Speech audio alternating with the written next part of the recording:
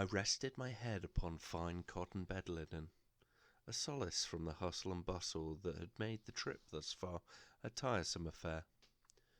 The Rougemont was a premier destination, steeped in fine decor, preserved over generations from the finery that had adorned it over the years. I found myself thinking, wow, I wonder what stories these four walls could share with me if given the chance.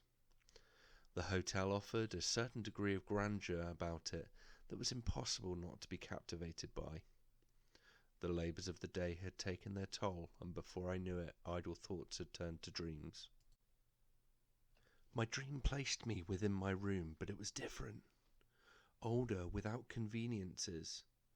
The view from my window vividly painted a picture of a thriving early 20th century landscape as I was struggling to gain my bearings. I turned to see a beautiful woman adorning the bed asleep. There was a ruckus as a man hastily collected luggage before turning to take one last look at his prize. The look was uneasy and created a pit within my stomach. The look was not love but contempt. He strode over, looked at the fireplace, opened the valve fully, and then retreated with a handkerchief covering his mouth from the room. There was a clunk as the door locked following his evacuation, leaving the room to fill with gas.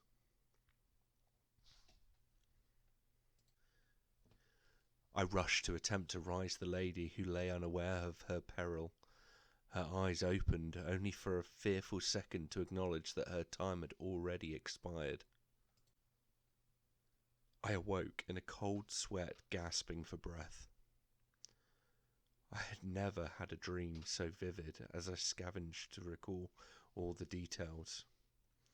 The sun had set and I found myself in darkness with the exception of the TV casting colours around the surfaces of the room. I laid back down to try and settle myself, with the terror of my dream still quickening my heart rate and heightening my senses. Eventually silence was restored before beckoning a spine-tingling creak from the bathroom door.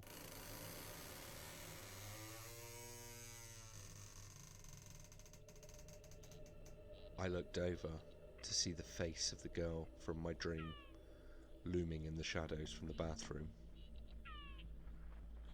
I tried to scream, but nothing came out. A paralysis came over me, freezing me in fear.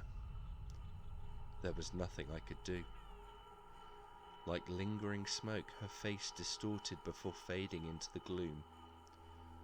I had a moment as I threw myself from the bed and rushed for the exit. Down the hallway, down the stairs, turning to negotiate the next section on the staircase. It was there that I could see her.